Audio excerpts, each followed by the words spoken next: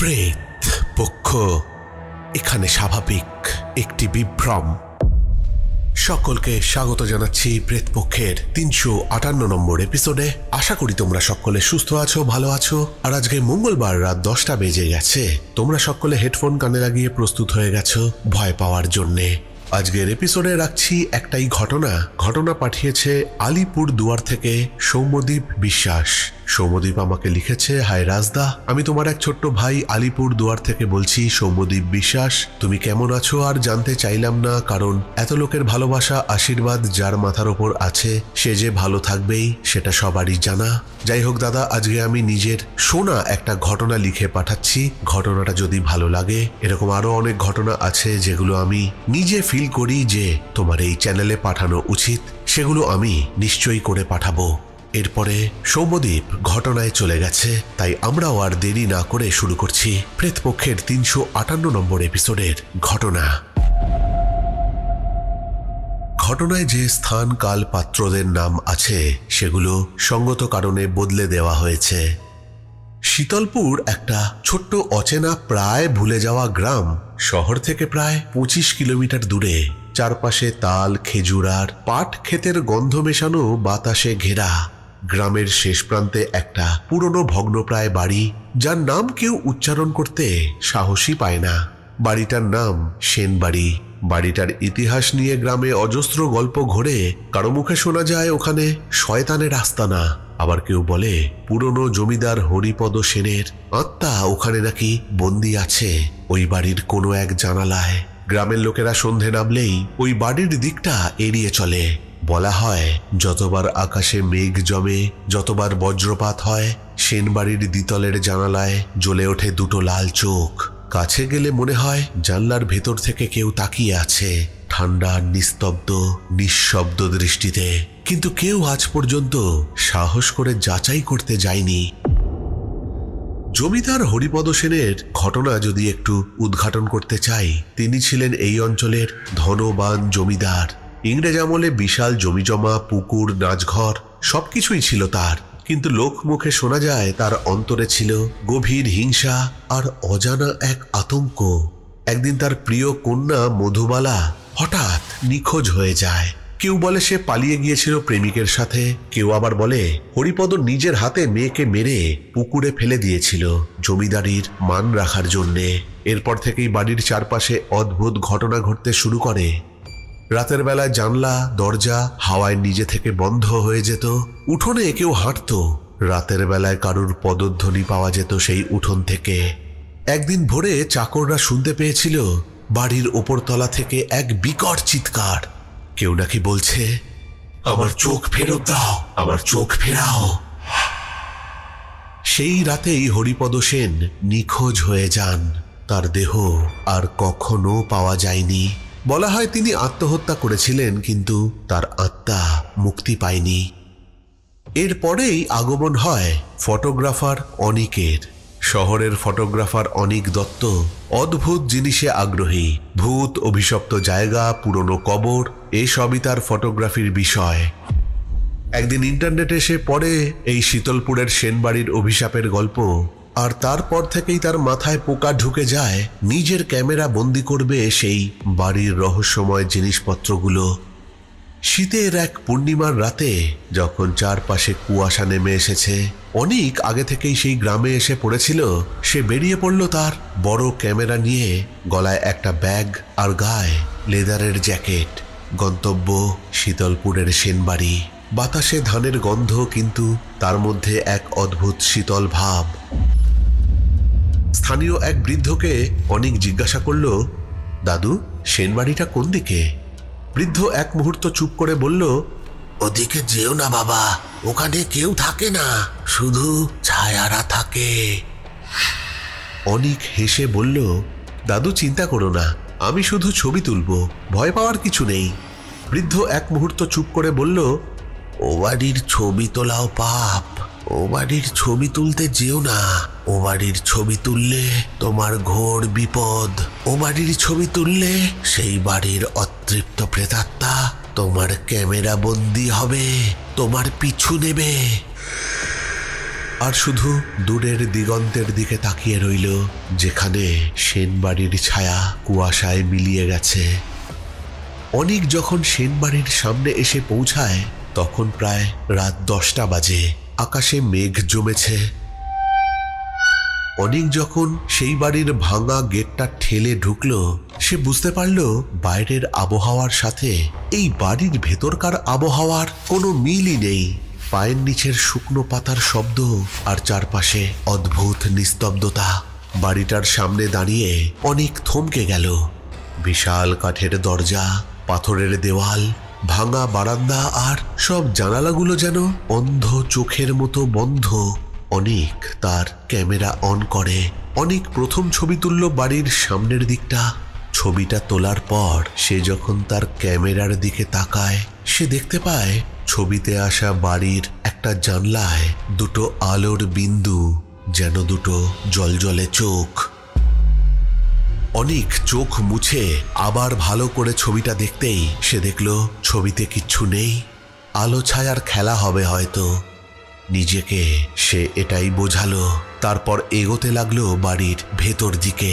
বাড়ির ভেতর পা দিতেই বাতাস যেন হিমশীতল। দেওয়ালে মাকড়সার জাল, ছাদের কোনায় বাদুড়। কাঠের মেঝেতে পা রাখতেই কড়কড় শব্দ হতে লাগলো। হঠাৎ কোথা থেকে একদম ঠান্ডা বাতাস এসে তার ঘাড়ে লাগলো। অনিক নিজের অজান্তেই বলে উঠল, কে? কেউ উত্তর দিল না। তবে হাওয়াটা যেই জানলার দিক থেকে আসছে সেই দিকে তাকাতেই অনিক দেখল জানলার কাঁচে প্রতিফলিত হয়েছে এক ছায়ামূর্তি, যেন কেউ সেখানে দাঁড়িয়ে আছে। অনিক ক্যামেরা রেডি করতেই সেই দিকে তাকাতেই দেখল সেখানে কেউ নেই। হঠাৎ সেই জানলার ডান দিকের দেওয়াল থেকে একটা ঠক ঠক আওয়াজ এলো, ঠিক যেন কেউ ভেতর থেকে জানলার দিকে নক করছে। অনিক দ্রুত ক্যামেরা চালু করলো, ফ্ল্যাশ চালু করলো। ছবিটা তুলতেই 1 সেকেন্ডের জন্যে সাদা আলো এসে দেখতে পেল জানলার পাশে দাঁড়িয়ে আছে এক আধো পচা দেহের ছায়ামূর্তি, যার চোখের জায়গায় শূন্য গর্ত। ফ্ল্যাশ নিভে যেতেই ঘরটা আবার অন্ধকার। অনিকের শ্বাস প্রশ্বাস দ্রুত হতে লাগলো, হাতের ক্যামেরা কাঁপছে। হঠাৎ ব্যাটারি অফ হয়ে যায়। অন্ধকারে শুধু তার বুকের ধক ধক, আর দূরে একটা ফিস ফিস আওয়াজ। কেউ বলছে, আমার চোখ ফেরত দাও, আমার চোখ আমাকে ফেরাও। অনিকের মনে হলো এই শব্দটা আসছে বাড়ির ওপর তলা থেকে।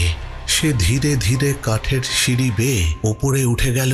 প্রতিটা ধাপে কড়বড় আওয়াজ, যেন বাড়িটা একেবারে জীবন্ত। কেউ যেন তার উপস্থিতি অনিককে টের পাওয়াতে চাইছে। দ্বিতীয় তলায় এসে অনিক দেখল একটা বিশাল ঘর। দরজাটা আধ খোলা।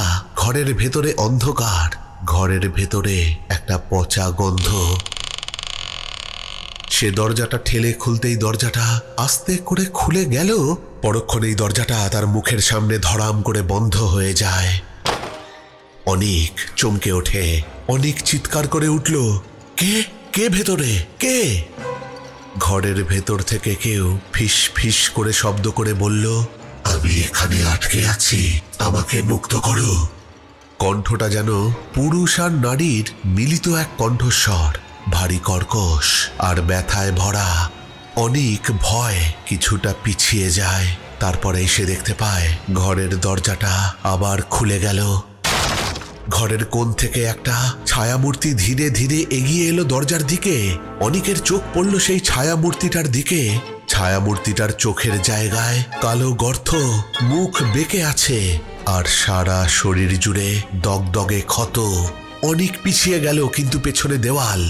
ছায়াটা ফিস ফিস করে অনিককে বলল, তুমি আমার চোখ নিয়েছ? অনিক কাঁপা গলায় বলল, না না, আমি তো ফটোগ্রাফার, আমি কিচ্ছু নিইনি। তারপর ছায়ামূর্তিটা নিমেষের মধ্যে কর্পূরের মতো হাওয়ায় মিলিয়ে যায়। অনিক বোকার মতো সেই দিকে তাকিয়ে থাকে। তারপর আস্তে আস্তে সেই ঘরের মধ্যে ঢোকে। ঘরটা পুরো ফাঁকা। ঘরের ওপরে একটা বিশাল তাক। পুরনো জমিদার বাড়িতে যেরকম তাক থাকতো, এটা ঠিক সেই রকম। হঠাৎ সেই ঘরের তাকের থেকে একটা পচা কাপড়ে মোড়ানো কিছু ধপ করে নিচে পড়ল। অনেক তাড়াতাড়ি টর্চ লাইট জ্বালিয়ে দেখল সত্যি একটা কাপড়, কিন্তু সেই কাপড়ে মোড়ানো রয়েছে একটা মানুষের হাত, আর সেই হাতের আঙুলগুলো কাঁপছে, আর সেই হাত থেকে রক্ত গড়িয়ে পড়ছে। অনেক চিৎকার করে উঠতে চাইল, কিন্তু তার গলা দিয়ে কোনো স্বর বের হলো না, তার গলা শুকিয়ে গেছে। সে দৌড়াতে চাইল, কিন্তু দরজা বন্ধ হয়ে যায়। ঘরের কোণ থেকে অনেক দেখতে পেল সেই ছায়ামূর্তিটা আবার তার দিকে হেঁটে আসছে। মুখ থেকে তার রক্ত ঝরছে, চোখের কোটরগুলো ফাঁকা গর্ত। শুধু সে বলছে, আমার চোখ ফেরত দাও।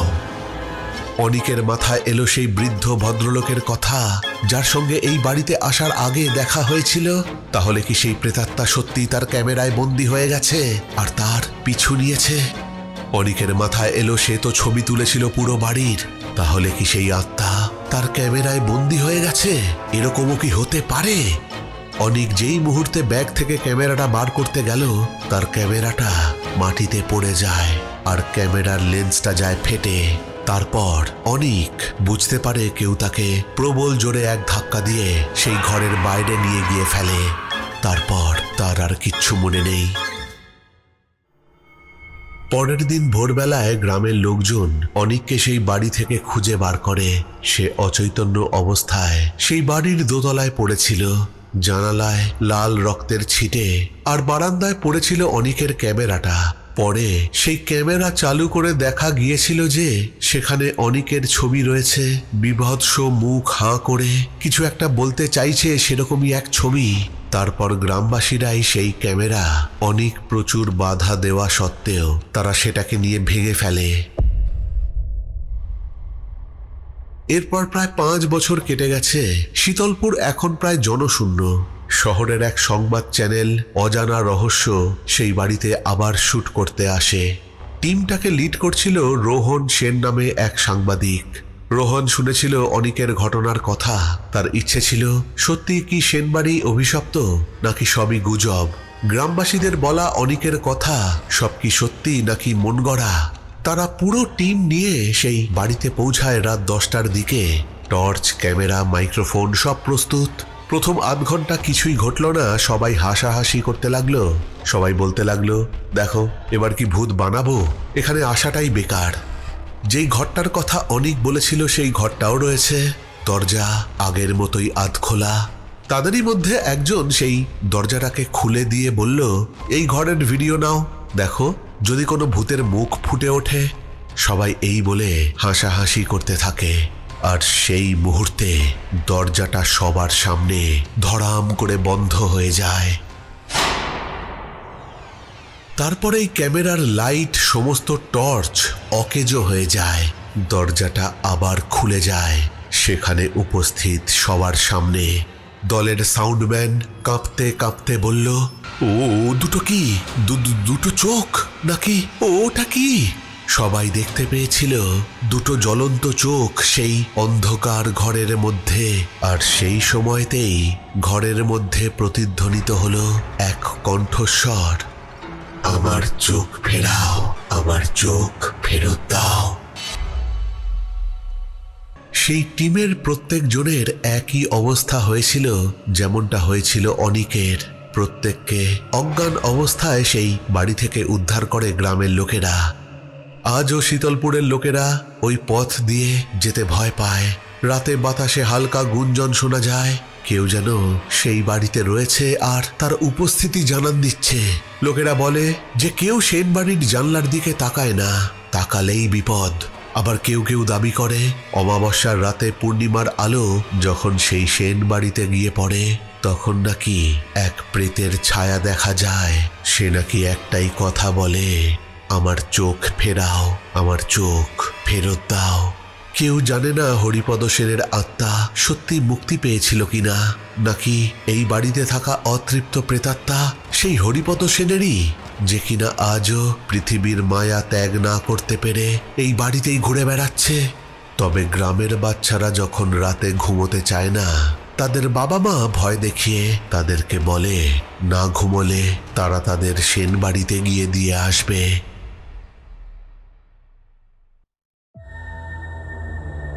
প্রেত পক্ষ এখানে স্বাভাবিক একটি বিভ্রম। দারুণ একটা ঘটনা কিন্তু শুনলাম। সৌম্যদীপ আমাদেরকে পাঠিয়েছে আর ও শেষে লিখেছে যে, প্রিয় রাজদা, জানি গুছিয়ে লিখতে পারিনি, তুমি তোমার মতো করে ঘটনাটা সাজিয়ে নিও। ঘটনা যদি ভালো লাগে আর পড়ে শোনাও তাহলে আরো ঘটনা তোমাকে পাঠাবো। লটস অফ লাভ, প্রেতপক্ষ। ঘটনাটা ভালো লেগেছে আর শুনিয়েও দিলাম। তোমাদের কেমন লেগেছে ঘটনাটা অবশ্যই কমেন্ট করে জানাবে। আর চলে এসেছি একেবারে এপিসোডের শেষে। চলে যাব আজকের শাউট আউটের দিকে। কমেন্ট করেছে সুতপা নাগ। অরিন্দম মালিক লিখেছে, সত্যি রাজদা, ঘটনা দুটো অসাধারণ। 2 নম্বর ঘটনাটা শুনে আমার গায়ে কাঁটা দিয়ে দিয়েছে। আমি পশ্চিম বাংলা থেকে বলছি। কমেন্ট করেছে নবনীতা দে, কার্তিক মন্ডল, সুদেশনা সিনহা রয়।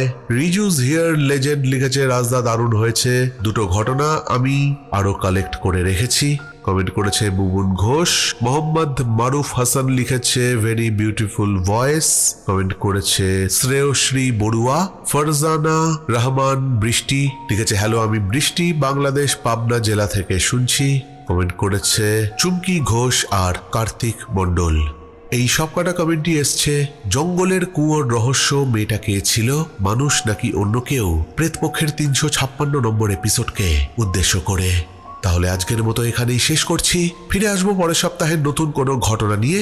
ততক্ষণের জন্য তোমরা সকলে ভালো থেকো। Love you all. Tata.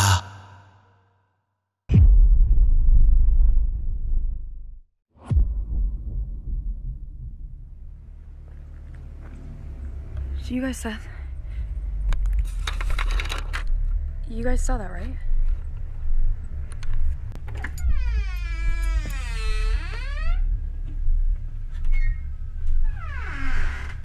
Okay. The door was terrifying, but that's okay.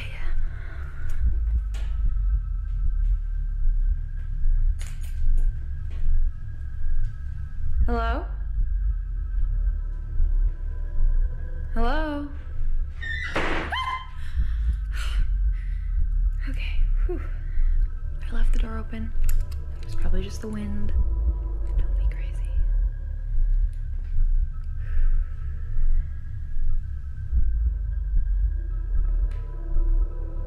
Is anybody here?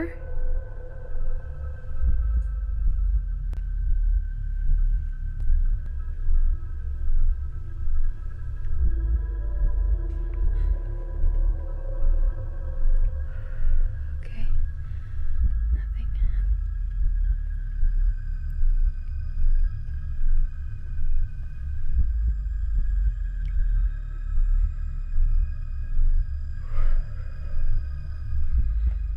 Okay. Nothing. Yep.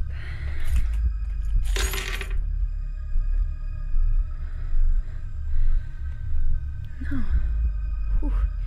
I probably just got overworked and there's nothing here.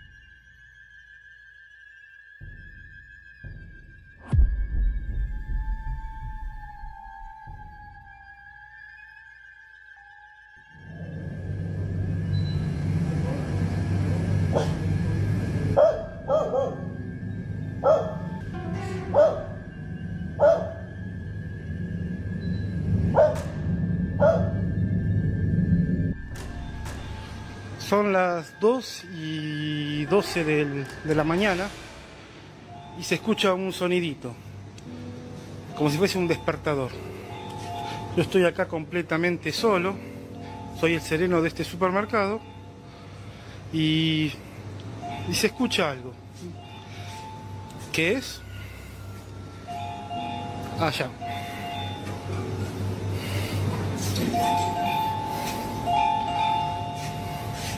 Este aparato que se encendió solo, yo no lo toqué para nada.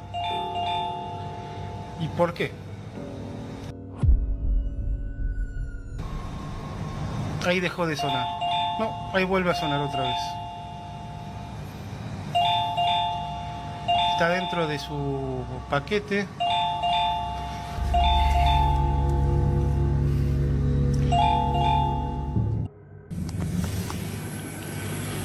Hace un rato terminé de lavar todo este sector, toda esta zona, y escuché algo que se cayó, ruidos por acá. A ver. No sé.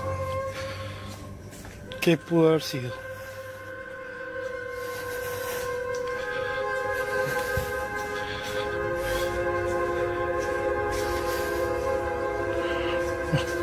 Se cayeron estas cosas entonces. Un par de... Se mueven algunas. ¿Quién lo habrá tirado? Se siguen moviendo, algunas quedan en movimiento. Creo que volvió mi amigo el fantasma. Bueno, gente, soy el sereno acá de este supermercado y ahora estoy por lavar toda esta zona. Esta sería la zona de huevos, lácteos. Y bueno, acabo de escuchar algo en la fiambrería. Debe ser mi amigo el fantasma. ¿Qué querrá, no? Parece que mi amigo el fantasma se quiere comunicar a través de esas luces. Fantasma, ¿quieres tú algo? ¿Estás aquí? Dime. Ah, bueno. ¿Qué quieres? Hola. Bueno. ¿Me dejas trabajar mejor, fantasma? Por favor. ¿Me dejas? Quiero trabajar tranquilo. ¿Estamos?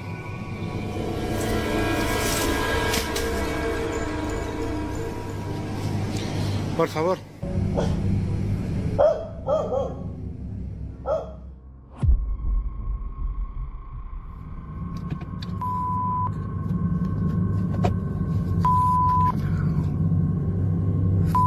This. Seen way too many fucking horror movies for this shit. Fucking hell. You're a fucking psycho, mate.